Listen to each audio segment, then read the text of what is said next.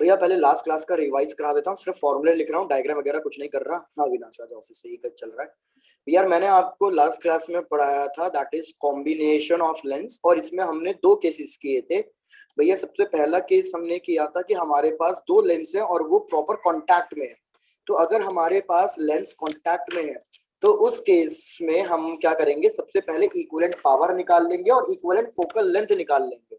तो हमारे पास यहाँ पे लिख रहा हूँ, पहला केस था कि इन कॉन्टैक्ट, तो इस केस में हमने पावर इक्विवेलेंट निकाल लिया था। पावर इक्विवेलेंट का फॉर्मूला P1 प्लस P2 इस तरीके से ऐड कर देंगे और ऐसे ही हमारे पास F इक्विवेलेंट आ जाएगा that is 1/F1 plus 1/F2। फिर मैंने कहा था आप AF इक्विवेलेंट चेक करोगे कि आपका F इक्विवेलेंट पॉजिटिव आ रहा है या नेगेटिव आ रहा है। अगर F इक्विवेलेंट पॉजिटिव आ रहा है तो ये कौन से लेंस की तरह बिहेव करेगा, convex. Very good, convex lens की तरह बिहेव करेगा। और अगर हमारा F इक्विवेलेंट नेगेटिव आ रहा है तो फिर ये बिहेव करेगा कॉन्केव लेंस की तरह। तो आपको पहले से ही ऑब्जेक्ट डिस्टेंस गिवन होगा। ऑब्जेक्ट डिस्टेंस हम वैसे ही हमेशा नेगेटिव में लेते हैं। आपको F इक्विवेलेंट मिल गया है तो आप मिरर और सॉरी लेंस फॉर्मूला यूज करके आप V की वैल्यू कैलकुलेट कर लो। ये इसमें कोई दिक्कत थी? No sir. बढ़िया। और फिर मैंने आपको कहा था कि आपको टोटल मैग्निफिकेशन कैलकुलेट करने के लिए भी पूछा जाएगा। तो टोटल मैग्निफिकेशन के लिए हम कर देंगे multiplication of individual magnifications. Yes sir.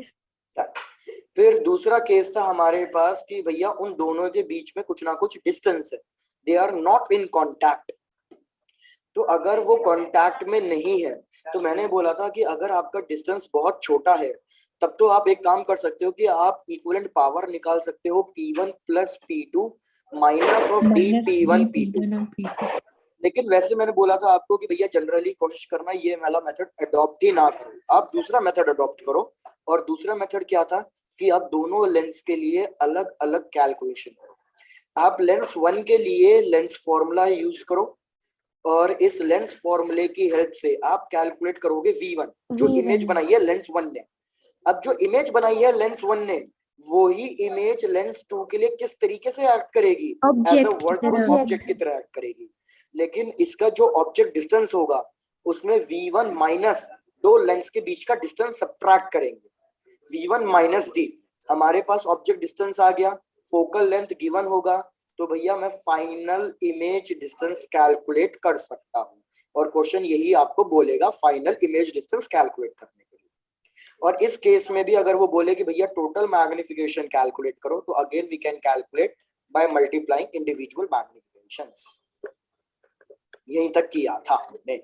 अब चेक करके बता दो कोई दिक्कत? No sir. इस पे हमने क्वेश्चन भी कर लिया था। कैसे कर लिया था? Yes sir. बढ़िया। फिर एक कॉन्सेप्ट बताया था, वो कॉन्सेप्ट अब आज उसकी रिक्वायरमेंट होगी भाई, तो चेक कर लेना आज इसकी रिक्वायरमेंट होगी।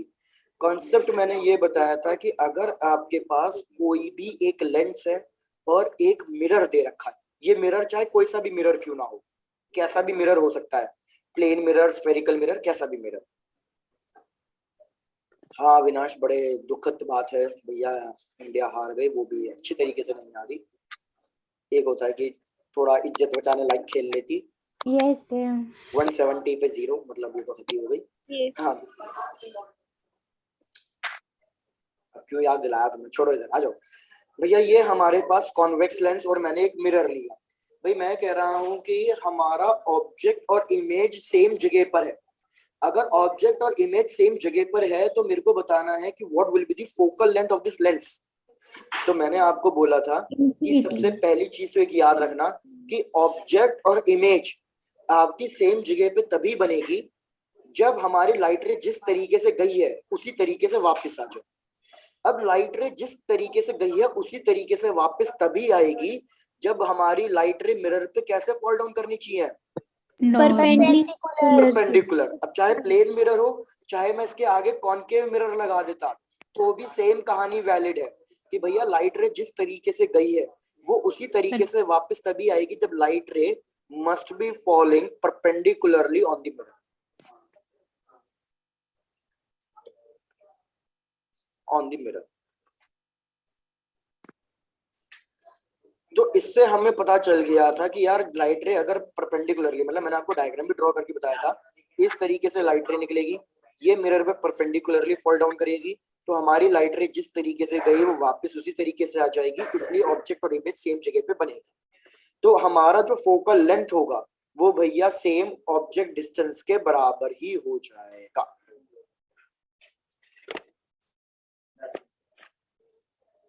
Yes sir. चलो, यस done। सर। तो भैया ये तो हो गया पुरानी क्लास का रिकॉल। अब कर दें आज की क्लास स्टार्ट। Yes sir. चलो, यस done। सर। यस। तो भैया लिख लो आज का हेडिंग, जो आपका ये सारा ज्यादातर सिल्वरिंग ऑफ लेंस ज्यादातर आपके बोर्ड एग्जाम्स में नहीं आता है, ज्यादातर ये कॉम्पिटिटिव एग्जाम्स के हिसाब से ही है पूरा। Silvering of lens board exam में बहुत रेयरली कोई एक आ गया तो आ गया, अदरवाइज कॉम्पिटिटिव एग्जाम में। सिल्वरिंग ऑफ लेंस में हमने क्या किया कि भैया हमने लेंस का कोई भी एक रिफ्रैक्टिंग सरफेस, भैया ये तो मैं आपको बता ही चुका हूँ, लेंस में दो रिफ्रैक्टिंग सरफेस होते हैं। जैसे ये वाला रिफ्रैक्टिंग सरफेस है R1 और ये वाला रिफ्रैक्टिंग सरफेस है हमारे पास R2। हम इसमें किसी भी एक सरफेस को पेंट कर रहे हैं, सिल्वर कर रहे हैं, ताकि ये मिरर की तरह एक्ट करने लग जाए, तो ये हमने इसको सिल्वर कर दिया। ये हो गया हमारे पास सिल्वरिंग ऑफ लेंस। ये हो गई हमारे पास प्रिंसिपल एक्सिस। अब पहले तो थोड़ा सा डायग्राम को समझो कि भैया चीजें कैसे हो रही होंगी। भैया सपोज ये हमारे पास ऑब्जेक्ट है, तो इस ऑब्जेक्ट से लाइट रे निकल के आएगी, ये ऑब्जेक्ट से लाइट रे निकली, तो पहले तो मेरे को ये बताओ लाइट रे ट्रैवल कैसा कर रही है, कौन से मीडियम से कौन से मीडियम में जा रही है लाइट टू रे? डेंसर। तो सबसे पहली चीज हो रही है कि हमारी लाइट रे, हमारा ऑब्जेक्ट एयर में था, तो हमारी लाइट रे एयर मतलब रेयर मीडियम से लेंस में ट्रैवल कर रही है, मतलब डेंसर मीडियम में। तो मैंने क्या किया, यहाँ पे ये नॉर्मल ड्रॉ किया, तो भैया लाइट रे किधर बेंड करेगी? लाइट रे बेंड करेगी टुवर्ड्स द नॉर्मल। ये मैंने ड्रॉ कर दिया टुवर्ड्स द नॉर्मल। अब याद रखो ये लाइट रे इस मिरर के लिए परपेंडिकुलरली फॉल डाउन नहीं कर रही है, क्योंकि अगर ये परपेंडिकुलरली फॉल डाउन कर रही होती तो जिस तरीके से आई है ये उसी तरीके से चली जाती। तो अब ये परपेंडिकुलरली फॉल डाउन नहीं कर रही है, तो जब ये लाइट रे रेयर टू डेंसर ट्रैवल कर रही थी तो हमारा एक रिफ्रैक्शन हो गया है। अब आ जाओ सेकेंड पार्ट पे। भैया ये लाइट रे हमारी फॉल डाउन हुई है, लाइट रे इज इंसिडेंट एक कॉनकेव मिरर पे। तो अगर ये लाइट रे इंसिडेंट हुई है किसी एक मिरर पे, तो भैया ये लाइट मिरर क्या करेगा, इस लाइट रे को रिफ्लेक्ट कराएगा। तो भैया ये लाइट रे रिफ्लेक्ट करेगी और कुछ ना कुछ इस तरीके से आ जाएगी। भैया यहाँ तक का डायग्राम समझ में आ गया? Yes sir. Done. Third part, अब ये लाइट रे क्या कर रही है, अब ये लेंस से बाहर एयर में आना चाहती है, तो मतलब अब की बार लाइट रे ट्रैवल करेगी denser medium to rare medium. भैया लाइट रे ने फिर से अपना मीडियम चेंज कर रही है, तो मतलब इधर लाइट रे क्या कर रही होगी, रिफ्लेक्शन कर रही होगी या रिफ्रैक्शन कर रही होगी? रिफ्रैक्शन। भैया वेरी गुड। तो लाइट रे फिर से रिफ्रैक्शन कर रही होगी। मैं फिर से नॉर्मल अगर ड्रॉ करूं, ये मैंने ड्रॉ कर दिया नॉर्मल, तो अब लाइट रे को किधर बेंड करना चाहिए, टुवर्ड्स द नॉर्मल या away from the normal? Away from the normal. Away from the normal. तो ये होगा टुवर्ड्स द नॉर्मल। अगर मैं ये लाइट रे ऊपर ड्रॉ कर दूं तो ये होगा towards the normal. Away from the normal मतलब एंगल को बड़ा करना है, तो ये लाइट रे कुछ इस तरीके से फॉल डाउन करेगी और यहाँ पे टकरा जाएगी। तो अगर आपका ऑब्जेक्ट यहाँ पे है तो आपको इमेज मिलेगी कहीं ना कहीं यहाँ। तो अब आप एक चीज देखो कि आपका जो बेसिकली लेंस है, लेंस का काम होता है रिफ्रैक्शन कराना, तो बेसिकली आपका लेंस कितनी बार यूज हुआ है? 2 टाइम। 2 टाइम्स। और मिरर कितनी बार यूज हुआ है? मिरर का काम है रिफ्लेक्शन कराना, 1 टाइम। तो इसीलिए इधर हम क्या लिखेंगे, इधर हम लिखेंगे 1/f equivalent is equals to 2 focal length of lens.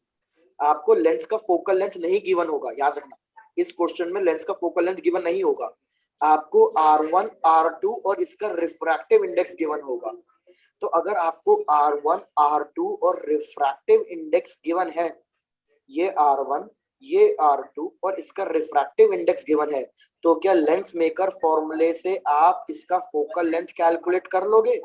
Yes sir. ये ठीक है, तो ये भैया इस फॉर्मूले से आ जाएगा इसका फोकल लेंथ। तो लेंस का फोकल लेंथ हम 2 बार यूज करेंगे बिकॉज रिफ्रैक्शन 2 बार हो रहा है, प्लस भैया मिरर एक ही बार यूज हो रहा है तो यहाँ पे आ जाएगा 1 by focal length of the mirror, 1 by focal length of the mirror. अब मिरर का फोकल लेंथ कैसे निकालोगे? भैया मिरर का फोकल लेंथ ऐसे निकालोगे कि हमने सेकंड वाले सरफेस को मिरर बनाया है, हमने सेकंड वाले सरफेस को मिरर बनाया है, तो 1 by focal length of mirror find करने के लिए, भैया ये तो मिरर है, मिरर का फोकल लेंथ का फॉर्मूला क्या होता था?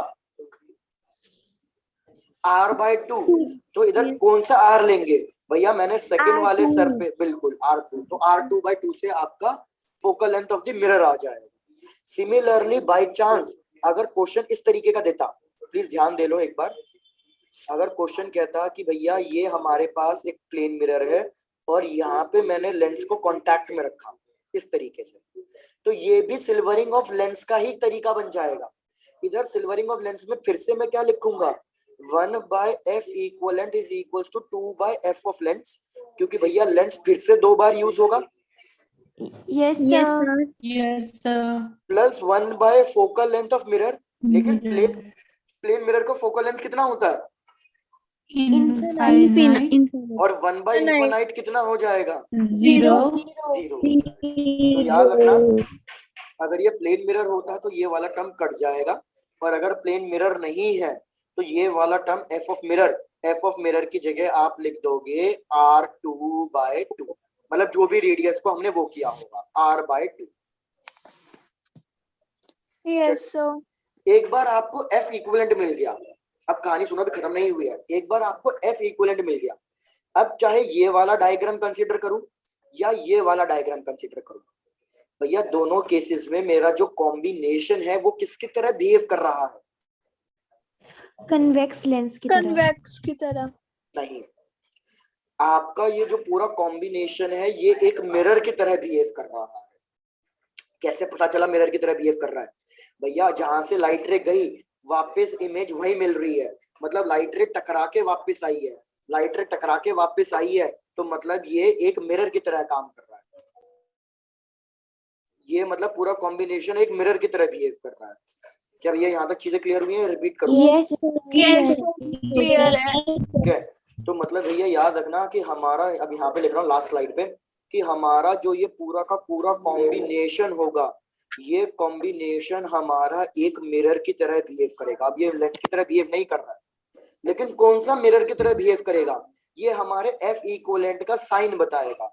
अगर एफ इक्विवेलेंट पॉजिटिव आ जाता है तो मतलब ये कॉन्वेक्स मिरर होगा, अगर और एफ इक्विवेलेंट negative नेगेटिव आता है तो ये क्या बनेगा? concave। कॉनकेव मिरर Concave बनेगा। mirror। 19 कह सकते हो, मतलब ऑलमोस्ट 95% या 99% केसेस में आपको यही वाला मिलेगा, ये तो कभी आता ही नहीं है। 99% केसेस में आपको यही वाला मिलेगा, कॉनकेव मिरर। ठीक है, Yes, sir.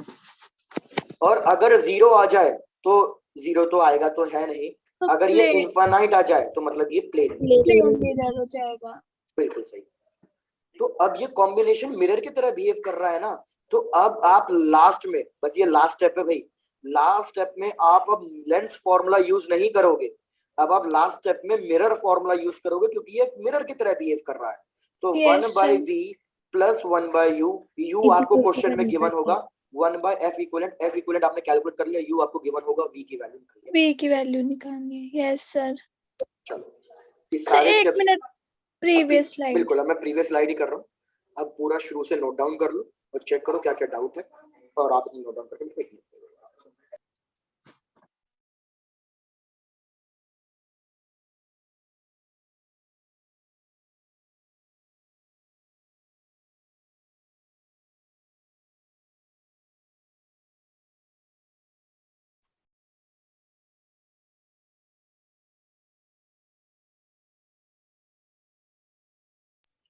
राधिका मैडम मैं अब आऊंगा हिमाचल इन दिसंबर एंड या जनवरी।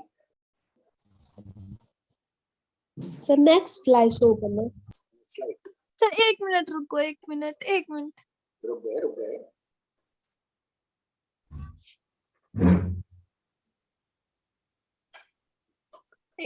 यस सर, हो गया।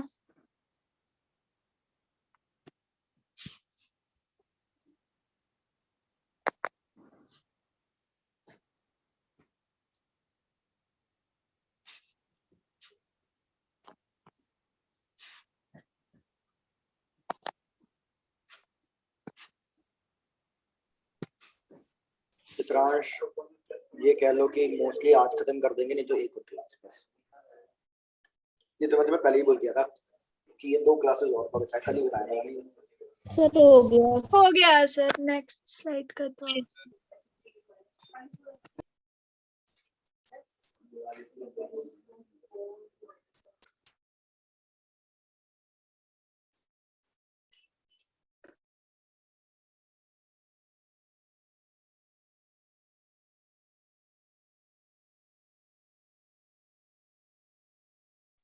हो गया सर।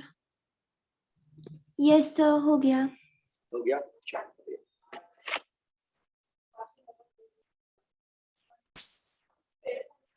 भैया क्वेश्चन सॉल्व करें फिर। Yes sir. चलो भैया क्वेश्चन की भावनाएं करते हैं। शायद से ये क्वेश्चन मैंने आपको पहले भी कराया है, फिर से दोबारा देख लेते हैं। 1 मिनट रुक जाओ। डन, समझाता हूँ क्वेश्चन। क्वेश्चन कह रहा है कि भैया ये हमारे पास एक टेबल है, हॉरिजॉन्टल टेबल है, ऐसी कुछ ग्लास टेबल है। इसके ऊपर हमने रखा ये हमारे पास कॉन्वेक्स लेंस,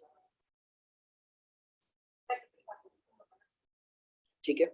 अगर अब मैं कॉन्वेक्स लेंस रखूंगा तो आपको पता ही है कि बीच में ये गैप आ जाएगा। Yes sir. तो ये जो गैप आ रहा है इसके अंदर हमने भर दिया है भैया लिक्विड। ये हमने लिक्विड भर दिया, ये लिक्विड।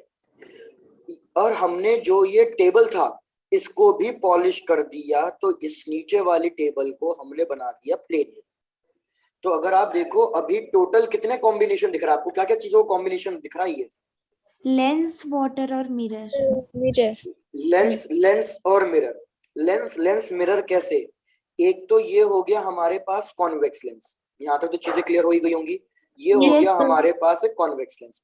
लेकिन अब ये जो वाटर है, ये वाटर की लेयर भी भैया एक लेंस की तरह बिहेव कर रही है इस तरीके से। और ये लेंस होगा हमारे पास प्लानो कॉनकेव लेंस, ठीक है। ये हमारे पास हो गया plano concave lens. Concave lens. और लास्ट में हो गया हमारे पास मिरर। तो ये बेसिकली 2 लेंस और 1 मिरर का कॉम्बिनेशन है। इस चीज को याद रखो, ये मैंने आपको एक्सप्लेन कर दिया। क्वेश्चन कह रहा है कि भैया हमने ना ऑब्जेक्ट कहीं ना कहीं यहाँ पे रखा, हमने देखा कि ऑब्जेक्ट और इमेज यही बन रही है, और हमने इस डिस्टेंस को मेजर किया कि भैया ये कौन सा डिस्टेंस है जहाँ पे ऑब्जेक्ट और इमेज सेम जगह पे बन रही है। तो ये डिस्टेंस हमने फाइंड आउट किया, तो ये डिस्टेंस हमें मिला 1। पहले यहाँ तक चेक करो भैया, यहाँ तक क्वेश्चन आपको क्लियर है या कुछ रिपीट करूँ? क्लियर है। नहीं सर, क्लियर है। क्लियर है। क्वेश्चन ने इतना भी बोला हुआ है कि ये इक्वी कॉन्वेक्स लेंस है, तो इसका रेडियस भी r दे रखा है और नीचे वाले का रेडियस भी r दे रखा है। इतनी हेल्प उसने कर दी है। ये हो गया केस 1, यहाँ पे लिख रहा हूँ, ये केस 1 है। अब केस 2 क्या कह रहा है उसको ध्यान से सुनो भैया। केस 2 कह रहा है कि हमने ये सेम एक्सपेरिमेंट फिर से रिपीट किया। हमने ये एक्सपेरिमेंट फिर से रिपीट किया ना, 1 मिनट इसको यहाँ ड्रॉ कर देता हूँ। ये एक्सपेरिमेंट हमने फिर से रिपीट किया, लेकिन अब जो लिक्विड की लेयर थी हमने इस लिक्विड की लेयर को खाली कर दिया। अब हमने लिक्विड डाला ही नहीं। अगर हमने लिक्विड डाला ही नहीं तो अब ये किस चीज का कॉम्बिनेशन बन गया? अब ये केवल केवल एक लेंस और मिरर का कॉम्बिनेशन बन गया। हमने ये एक्सपेरिमेंट फिर से रिपीट किया, तो हमने देखा कि अब की बार ऑब्जेक्ट और इमेज सेम जगह पे जो बन रही है वो डिस्टेंस है भैया b। अब ये डिस्टेंस b है। बस इतनी ही इंफॉर्मेशन दे रखी है। इस इंफॉर्मेशन के बेसिस पे आपको क्या निकालना है? आपको भैया निकालना है focal length of the, 1 minute रुक जाओ, focal length, yes you have to find the focal length of the convex lens.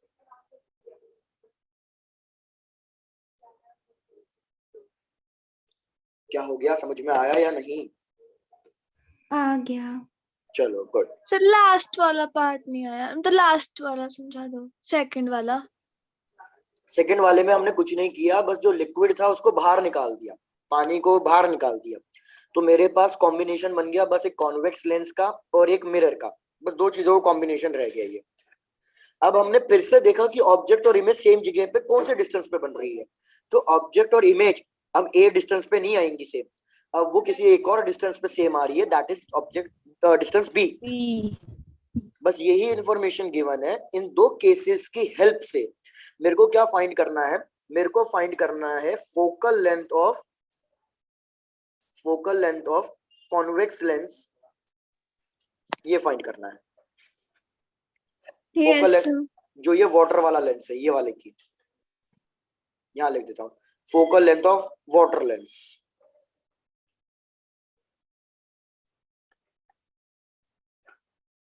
क्या किसी के लिए अभी भी कुछ रिपीट करना है? No sir. बढ़िया, सिंपल सा क्वेश्चन है, ज्यादा डिफिकल्ट नहीं है।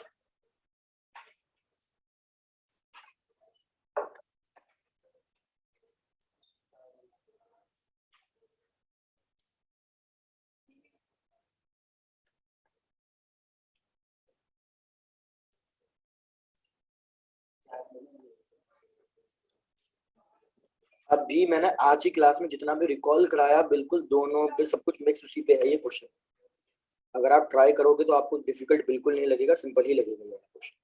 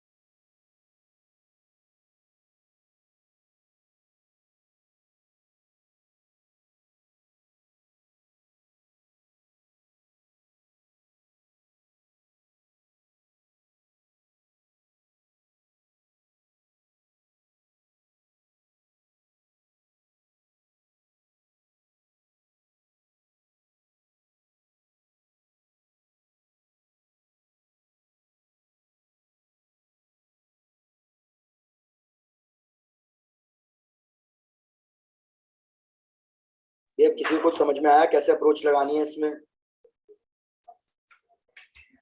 No sir. सर इसमें F1 by F इक्विवेलेंट निकालना।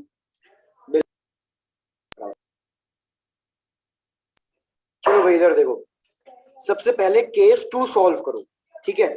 Yes case sir. 2 अगर आप सॉल्व करोगे तो भैया मैंने आपको अभी भी बताया कि अगर मेरे पास एक लेंस है और एक मिरर है, ऑब्जेक्ट और इमेज अगर सेम जगह पे आ रही है, तो ये तभी पॉसिबल है कि लाइट रे जैसे गई होगी वो वैसे ही वापस आए।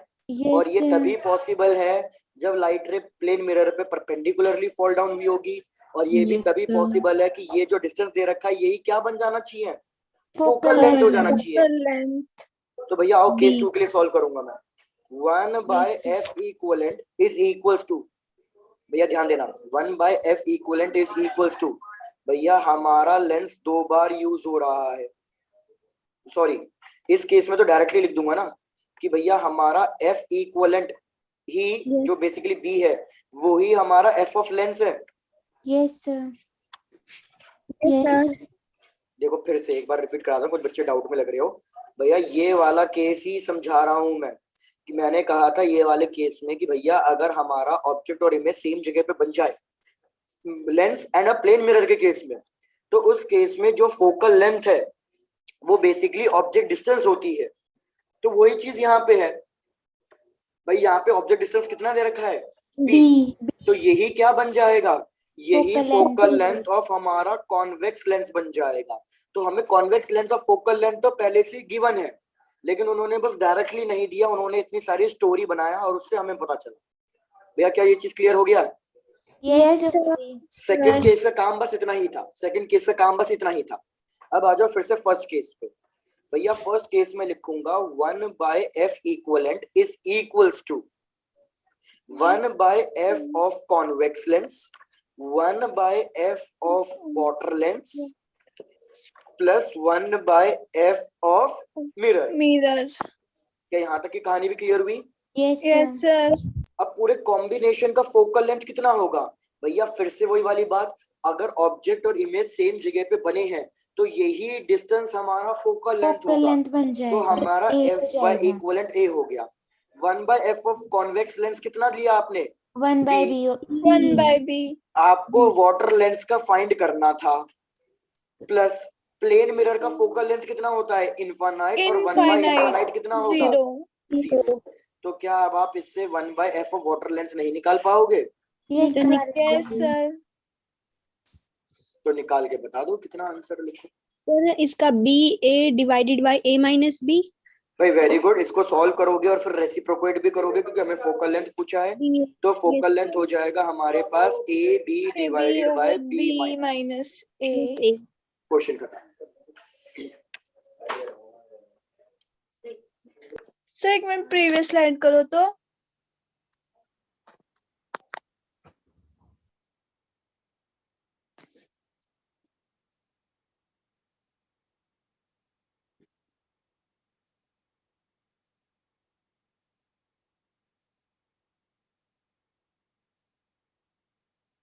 यस सर हो गया।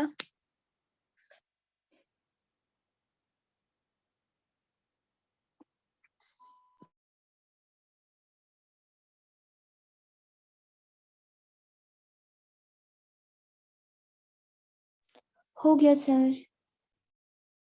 हो गया, चलो भैया बहुत बढ़िया। तो भैया यही हमारा लास्ट टॉपिक था लेंस का, सिल्वरिंग ऑफ लेंस। इस टाइप के क्वेश्चन क्लियर हैं तो एक क्वेश्चन और ट्राई कर लो। Yes, यस सर, चलो डन।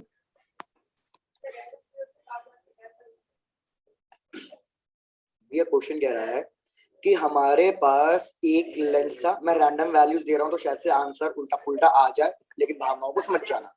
हमारे पास एक लेंस है, सपोज इसका फोकल लेंथ हमें दिया हुआ है 30 नहीं ऐसा करो, इसका फोकल लेंथ ले लो आप 10 सेंटीमीटर।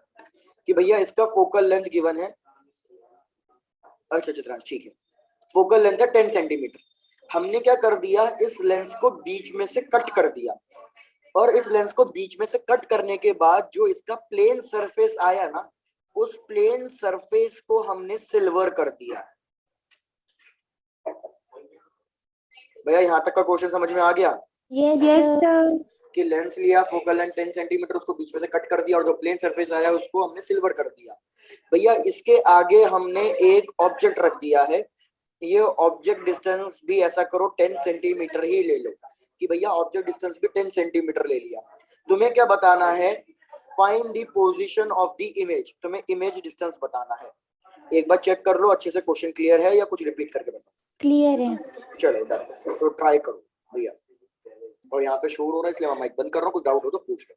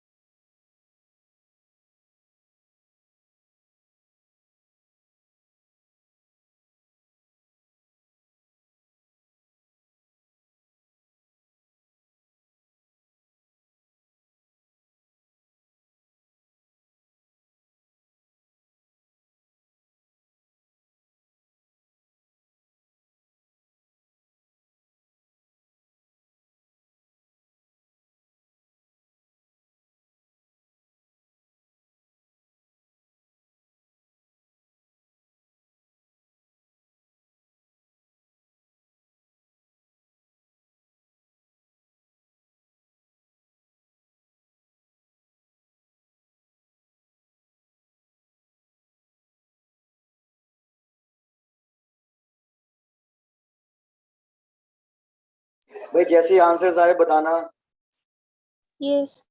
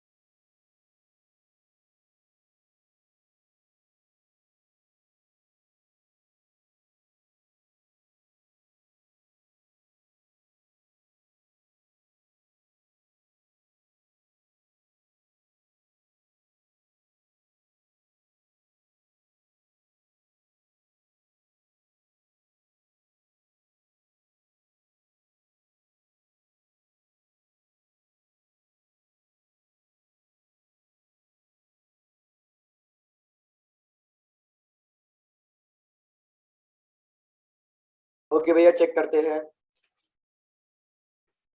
चलो भाई 2-3 लोगों के आंसर्स आ गए हैं तो सॉल्व करके ट्राई करते हैं। भाई सबसे पहली बात, अगर ये हमारे पास फोकल लेंथ 10 सेंटीमीटर दे रखा है और मैंने लेंस को बीच में से कट कर दिया है, तो आपको इसका फोकल लेंथ तो पता ही होगा ना, इसका फोकल लेंथ तो कितना हो जाएगा? डबल हो जाएगा। Very good. तो इसका फोकल लेंथ हो गया है हमारे लेंस का 20 सेंटीमीटर। ये होगा हमारे पास प्लानो कॉन्वेक्स लेंस। तो अगर मैं देखूं, ये बेसिकली हमारे पास कॉम्बिनेशन हो गया है एक प्लानो कॉन्वेक्स लेंस का और प्लस एक मिरर का। लेकिन मेरा जो ये लेंस है ये कितनी बार यूज होगा? सर 2 2 बार टाइम्स। यूज होगा। तो भैया सबसे पहले v की कहानी छोड़ो, सबसे पहले तो f इक्वलेंट निकालते हैं।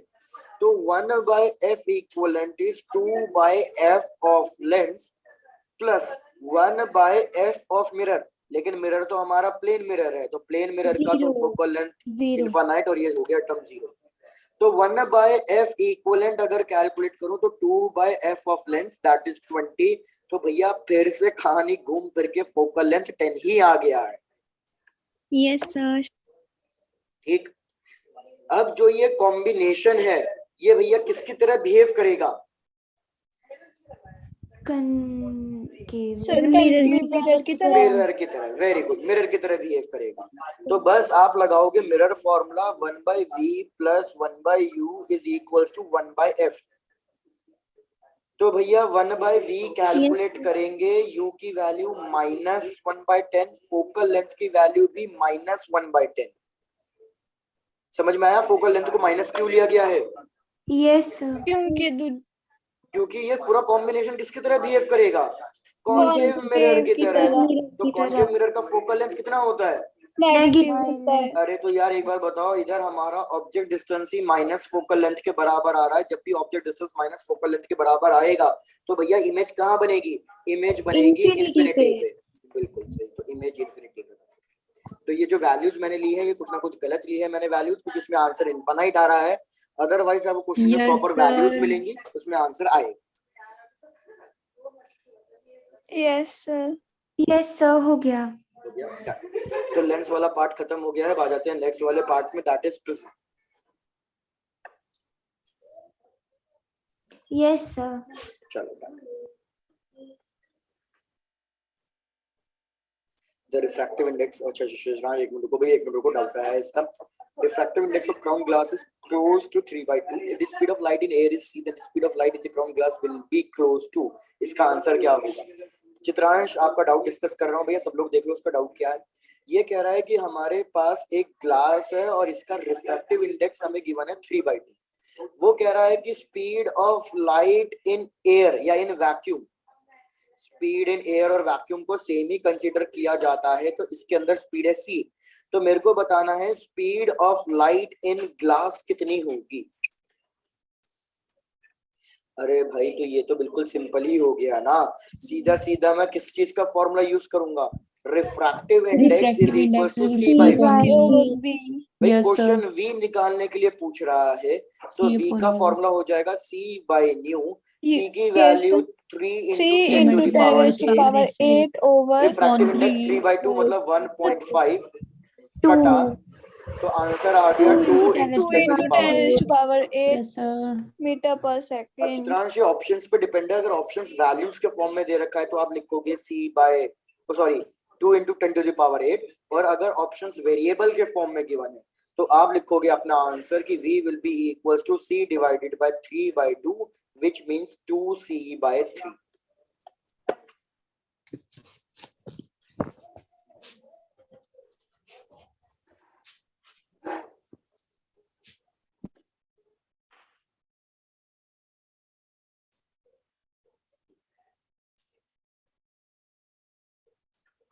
हो गया सर। हो गया, बढ़िया। अच्छा वेरिएबल्स के उसमें ये वाला ठीक। चलो तो हाँ भैया हम बात कर रहे थे refraction through prism.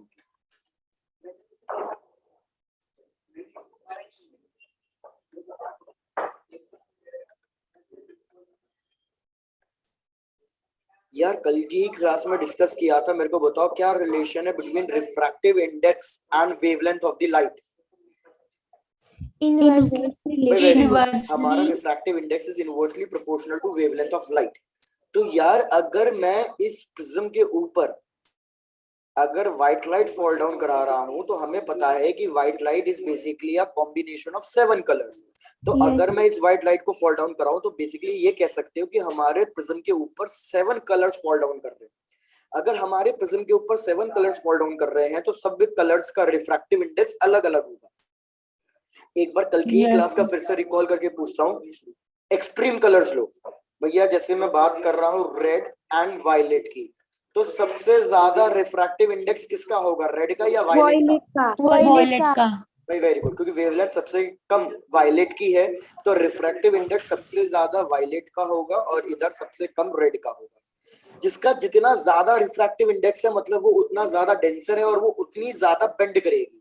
Since bending अलग अलग होगी तो भैया सबसे नीचे हमें मिलेगा हमेशा वायलेट कलर, क्योंकि ये सबसे ज्यादा बेंड करेगा, और हमेशा सबसे ऊपर हमें क्या मिलेगा, रेड कलर मिलेगा, क्योंकि ये सबसे कम बेंड करेगा। तो ये हो गया हमारा डिस्पर्शन, रिफ्रैक्शन थ्रू प्रिज्म। लेकिन ये सब तो हमने 10th क्लास में भी पढ़ा हुआ है और 7th क्लास में भी ऑलमोस्ट कभी कभी पढ़ा हुआ है। हम ये अब पढ़ने में इंटरेस्टेड नहीं है। हम क्या पढ़ने में इंटरेस्टेड है वो चीज चेक करो। हम इंटरेस्टेड है पढ़ने में हम एंगल ऑफ डेविएशन। तो पहले तो अब ये बताओ एंगल ऑफ डेविएशन क्या होता है।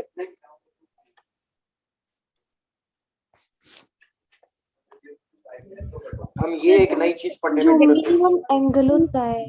नहीं नहीं गलत। एंगल ऑफ डेविएशन का मतलब है कि आपकी लाइट रे कैसे ट्रेवल कर रही थी और फाइनली वो कितने एंगल पे बेंड हो गई है, कितने एंगल से उसने अपना पाथ चेंज कर लिया है। जैसे एक एग्जांपल से डिस्कस करता हूँ। भाई मैंने कहा कि ये हमारा प्लेन मिरर है और इस पे कोई लाइट रे फॉल डाउन कर रही है, तो जरा मेरे को बताओ इधर लाइट रे ने कितने एंगल से अपना पाथ डेविएट किया है, कितने एंगल से अपना पाथ चेंज किया है? 90 डिग्री। नहीं, मेरी लाइट रे Zero. सीधा नहीं, मेरी लाइट रे सीधा किधर जा रही थी, नेगेटिव वाई एक्सिस की तरफ। लेकिन Yes, sir. रिफ्लेक्शन होने के बाद ये लाइट रे कैसे जाएगी, ऊपर की तरफ। Opposite तो वाले। हम जा रहे थे नीचे लेकिन बाउंस करके हम चले गए ऊपर, तो इन दोनों के बीच में कितना एंगल हो गया, 180 डिग्री। भैया 0 डिग्री तब होता है जब सेम डायरेक्शन होती है। इधर डायरेक्शन एंटी पैरेलल हो गई है, मतलब डायरेक्शन इस तरीके से हो गई है, तो इन दोनों के बीच में तो एंगल 180 डिग्री होगा ना। तो इधर लाइट रे ने अपना पाथ चेंज किया through an angle of 180 degree. क्या ये कहानी समझ में आई है? Yes, sir. अब यही सेम चीज थोड़ा सा प्रिज्म के अंदर इमेजिन करना है। अब सिर्फ एक सिंगल कलर लो, अब 7 कलर्स मत लो, सिंगल कलर लो। तो मैं सिंगल कलर ले रहा हूँ रेड, ठीक है भैया। मैंने कहा रेड फॉल डाउन इस तरीके से कर रही थी, तो अगर ये प्रिज्म नहीं होता तो भैया हमारी रेड ले अपना पाथ चेंज थोड़ी करती, अपनी रेड लाइट तो सीधा सीधा जाती ना। तो ये इसका इमेजिनरी बात है कि भैया ये जाना चाह रही थी सीधा, लेकिन ये सीधा नहीं जा पाई। ये सीधा इसलिए नहीं जा पाई क्योंकि इसको भैया मीडियम चेंज हो गया। मीडियम चेंज हो गया तो ये बेंड करेगी सबसे पहले टूवर्ड्स द नॉर्मल, तो इसलिए इसने बेंड कर दिया ये टूवर्ड्स द नॉर्मल। उसके बाद वापस से नॉर्मल से टकराई है और अब ये आ रही है डेंसर टू रेयर, तो अब ये किधर बेंड करेगी, अवे फ्रॉम द नॉर्मल। तो भैया ये है मेरी इंसिडेंट रे और ये है मेरी फाइनल रे। इस फाइनल रे को हम कहते हैं इमर्जेंट रे। तो हम इन दोनों के बीच में एंगल फाइंड करना चाहते हैं, गई थी जाना चाह रही थी लेकिन वो गई ऐसे, तो हम ये वाला एंगल कैलकुलेट करना चाह रहे हैं जो इन दो के बीच में बनता है। क्या भैया चीजें समझ में आ गई हैं? सर ये आ गई। एक बार फिर से ऐसा करते हैं, दो अलग अलग चीजों को लेते हैं तब आपको क्लियर होगा। भाई मैं कह रहा हूँ ये लाइट रे ऐसा, इस पेज को ही लाइट रे मान, मैं कह रहा हूँ ये लाइट रे जाना चाह रही थी ऐसे, लेकिन ये लाइट रे गई ऐसे, फाइनल लाइट रे। इन दोनों को ज्वाइन कर दो, तो इन दोनों के बीच में जो भी एंगल आएगा भैया ये कुछ ना कुछ एंगल आएगा ना। क्या सबको ये चीज इमेजिन हो रही है, ये वाला एंगल? Yes, sir. तो ये वाला एंगल कैलकुलेट करना चाहते हैं, ये वाला एंगल होगा हमारे पास एंगल ऑफ डेविएशन। तो सबसे पहला काम क्या करूंगा मैं, ये जो इमर्जेंट रे है इसको भी पीछे की तरफ एक्सटेंड कर दूंगा, तो यहाँ पे कुछ ना कुछ ये जो एंगल बन रहा है ये एंगल होगा हमारा एंगल ऑफ डेविएशन। अब क्या ये एंगल ऑफ डेविएशन सारे कलर्स के लिए सेम आएगा या सारे कलर्स के लिए अलग अलग आएगा? अलग अलग अलग आएगी। भैया अलग अलग आएगा क्योंकि हर एक कलर अलग अलग बेंड कर रहा है, तो मतलब हर एक कलर फॉल तो सेम तरीके से कर रहा है, हर एक कलर जा तो ऐसे रहा था लेकिन हर एक कलर की बेंडिंग अलग है, कोई कम बेंड हुआ कोई बहुत ज्यादा बेंड हुआ, तो इसलिए Yes, angle of sir. Deviation अलग अलग। तो एक बार पहले यहाँ तक नोट डाउन कर लो, फिर आगे देखते हैं क्या करना है। ये हमारा हो कहलाएगा एंगल ऑफ प्रिज्म। एक मिनट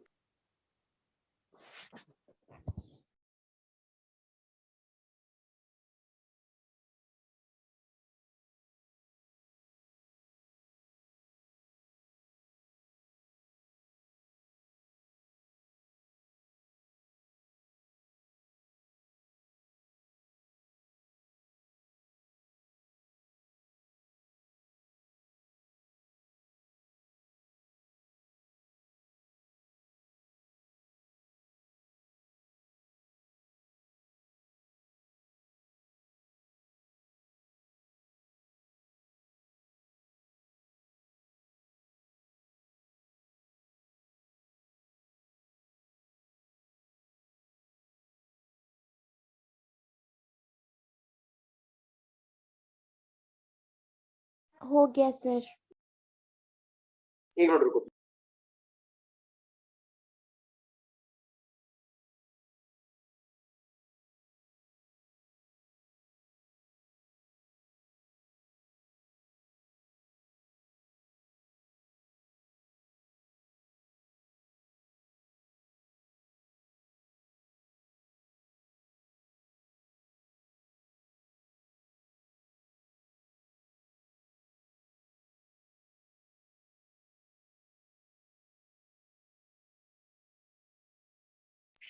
हाँ चलो भाई, हो गया, करें आगे कंटिन्यू। Yes sir. चलो डन। Yes sir. तो भैया अब इस एंगल ऑफ डेविएशन को कैलकुलेट करने का फॉर्मूला होता है, क्या फॉर्मूला होता है भैया? एंगल ऑफ डेविएशन कैलकुलेट करने का फॉर्मूला है एंगल आई plus angle E minus angle ए। जहाँ पे एंगल आई क्या है, एंगल आई ये हो गया हमारे पास angle of incidence, angle E है ये जो फाइनल एंगल है एंगल ऑफ इमर्जेंस, और एंगल ए तो आपको पता ही है ये एंगल ए होता है एंगल ऑफ प्रिज्म। तो ये फॉर्मूला आ गया हमारे पास एंगल ऑफ डेविएशन फाइंड करने का। अब इसमें एंगल ए का भी एक फॉर्मूला होता है। एंगल ए का फॉर्मूला क्या होता है? एंगल ए का फॉर्मूला होता है angle R1 plus angle R2। जहाँ पे एंगल R1 और R2 क्या होंगे भैया? R1 होगा ये वाला angle, angle of refraction for the first surface, और एंगल R2 क्या होगा? एंगल R2 होगा angle of incidence for the second surface. एक बार चेक करो ये चीजें याद आई या फिर से भी कुछ रिपीट करूं समझाने के लिए? रिपीट। रिपीट। भाई मैं कह रहा हूँ एंगल ऑफ डेविएशन का फॉर्मूला आपको डायरेक्टली मगअप करना है, रट्टा मारना है। एंगल ऑफ डेविएशन का फॉर्मूला क्या है? Angle I plus angle E minus angle A. Angle A angle of prism है।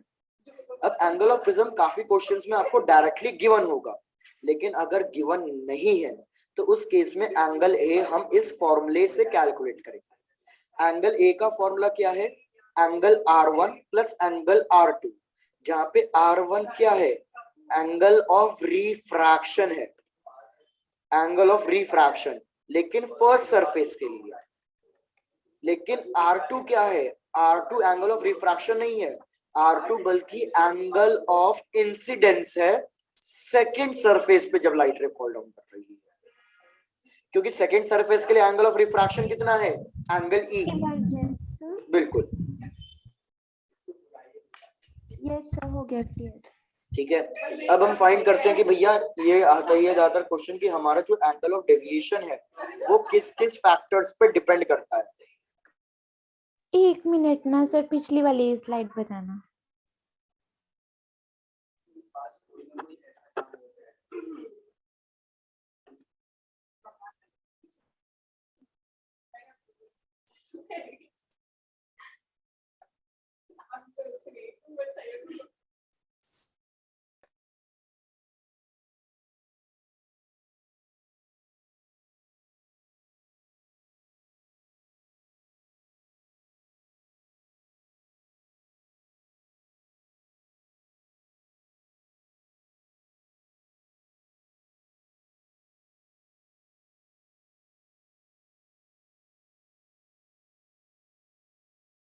हो गया सर। ये सिर्फ बहुत जल्दी बनाया जा सकता है मगर अच्छाई से बहुत देर लगता है। तो आप इसके बारे में क्या कहना चाहेंगे?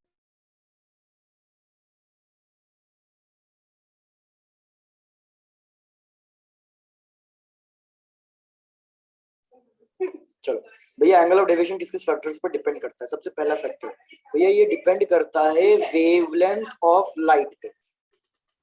क्या ये चीज क्लियर है कि वेवलेंथ ऑफ लाइट पे क्यों डिपेंड करेगा? क्योंकि Yes, जैसे sir. जैसे वेवलेंथ चेंज होगी भैया वैसे वैसे क्या चेंज हो जाएगा? Refractive index. और जैसे जैसे रिफ्रैक्टिव इंडेक्स चेंज होगा एंगल ऑफ डेविएशन बेंडिंग अलग अलग होगी। इसलिए दूसरा मैंने तुम्हें बता ही दिया कि रिफ्रैक्टिव इंडेक्स ऑफ मीडियम पे डिपेंड करता ही है ये, कि हमारे मीडियम का रिफ्रैक्टिव इंडेक्स कितना है। तीसरा ये डिपेंड करता है एंगल ऑफ इंसिडेंस पर। यार एक मिनट,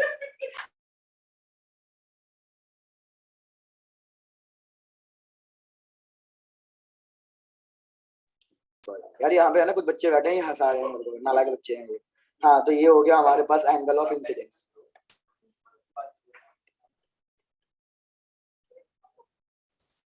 और लास्ट ये डिपेंड करता है एंगल ऑफ प्रिज्म पे। ये सारे फैक्टर्स लिख लो, इसमें सबसे इंपॉर्टेंट फैक्टर ये वाला है हमारा, जिस पे अब डिस्कस करते हैं। पहले नोट डाउन करो यहाँ।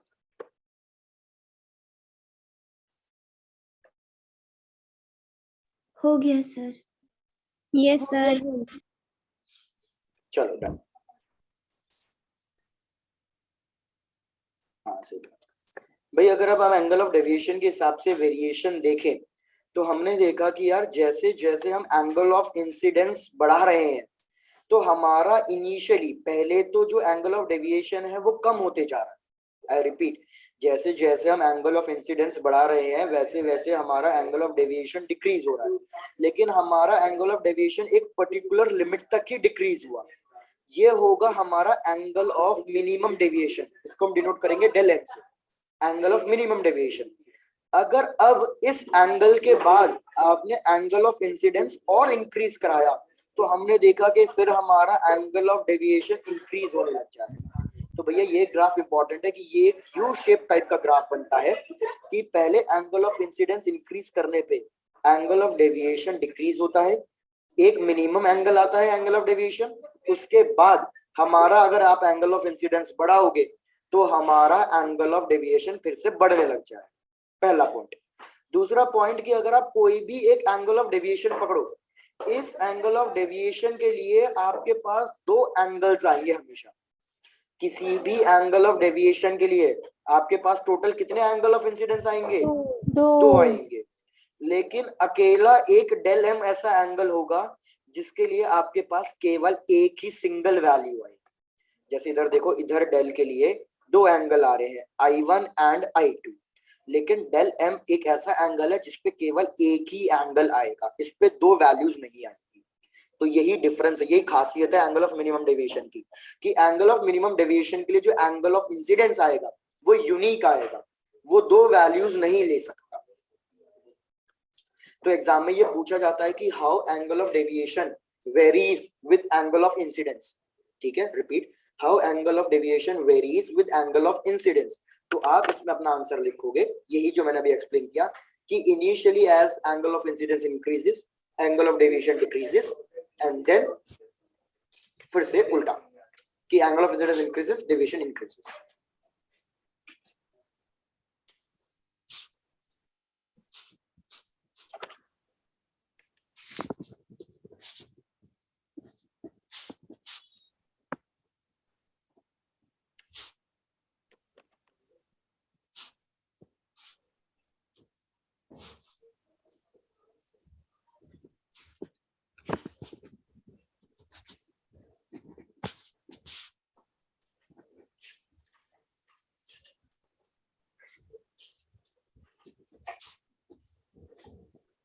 हो गया सर। भैया अब इसके आगे नेक्स्ट चीज,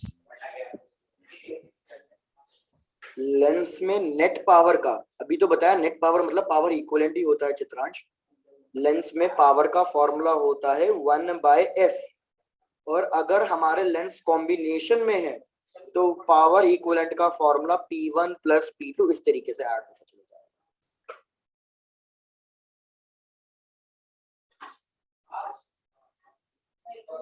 चलो इधर अब यार हम बात कर रहे हैं एंगल ऑफ मिनिमम डेविएशन की।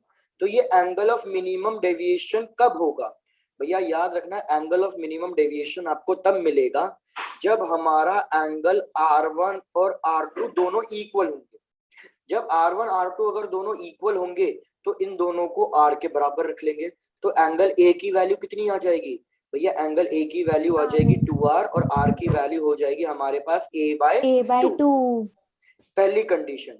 दूसरी कंडीशन क्या है कि भैया हमारा एंगल ऑफ मिनिमम डेविएशन तब मिलेगा जब एंगल I और एंगल E भी दोनों बराबर।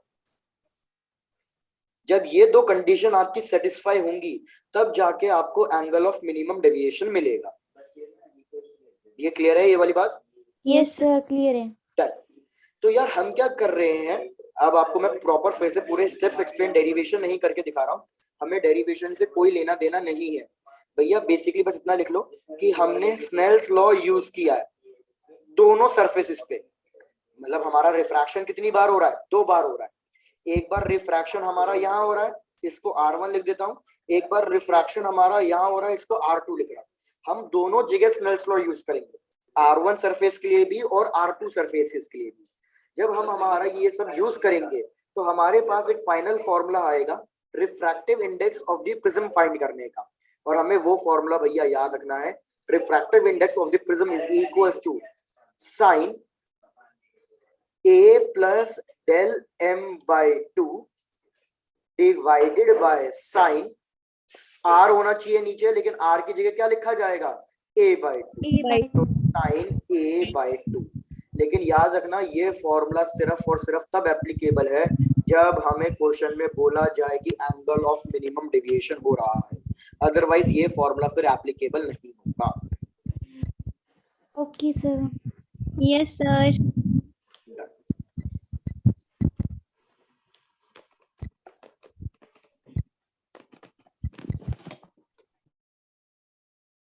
हो गया सर। हो गया। इसी में एक लास्ट केस कि भैया क्वेश्चन आपको बोलेगा कि आपको जो भी गिवन है वो एक थिन प्रिज्म है। ये क्वेश्चन में क्लियरली मेंशन होना चाहिए कि आपके पास जो प्रिज्म है वो थिन प्रिज्म है। थिन प्रिज्म का मतलब कि हमारे जो भी एंगल्स बनेंगे वो सारे के सारे बहुत छोटे एंगल बनेंगे। अगर हमारे पास एंगल बहुत छोटे होते हैं तो भैया याद रखना उस केस में साइन थीटा, मतलब साइन का कोई भी एंगल होगा वो सिर्फ किस में कन्वर्ट हो जाएगा, थीटा में में कन्वर्ट हो जाएगा। तो इस केस के लिए आपके पास एक फॉर्मूला आएगा del is equal to μ-1 into A. लेकिन याद रखना ये वाला फॉर्मूला भी सिर्फ तब यूज होगा जब आपको थिन प्रिज्म बोला जाए। अगर थिन प्रिज्म नहीं बोला हुआ है तो फिर वो जो पीछे फॉर्मूला मैंने आपको लिखवाया था फर्स्ट फॉर्मूला कि del is equal to I plus E minus angle A, फिर आपका ये जनरल वाला फॉर्मूला यूज होगा। तो क्वेश्चन में क्लियरली चेक करना क्या क्या बोला हुआ है। क्या क्वेश्चन में मिनिमम डेविएशन बोला है तो ये वाला फॉर्मूला, क्वेश्चन में थिन प्रिज्म बोला है तो ये वाला फॉर्मूला, और क्वेश्चन में अगर दोनों में से कोई भी इंफॉर्मेशन गिवन नहीं है तो फिर तो भैया आपको अपना general formula I plus E minus angle ए से ही सॉल्व करना पड़ेगा, जहां पे आपको एंगल ए भी कैलकुलेट करना पड़ेगा R1 plus R2। Okay sir. Done done. Yes, sir. तो बस भाई आज के लिए इतना ही। हमारा प्रिज्म वाला पार्ट का जो न्यूमेरिकल मतलब फॉर्मूला पार्ट है वो सारा हो गया है। एक क्लास और होगी, एक क्लास में फिर हम अपना कर लेंगे ऑप्टिकल इंस्ट्रूमेंट और इससे रिलेटेड कुछ आपको मैं और एक दो न्यूमेरिकल करा दूंगा। Okay sir. ओके भैया।